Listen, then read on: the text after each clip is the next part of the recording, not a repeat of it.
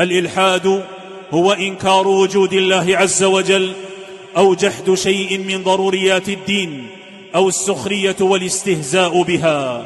لما التكلم عن الإلحاد؟ لأنه خطر يا عباد الله على المسلمين وعلى شبابهم على وجه الخصوص. التكلم على الإلحاد لأنه سرى يا عباد الله إلى مجتمعنا المسلم، ووقع فيه بعض شبابنا، وقعوا في أوحاله النتنة يا عباد الله بسبب مخالطتهم للكفار والملحدين في بلادهم، أو بسبب قراءة كتب الحداثة التي تحوي الإلحاد، أو بسبب الاطلاع على المواقع الإلكترونية التي تدعو إلى الإلحاد والزندقة. ومع ضعف العلم الشرعي الذي يرد به على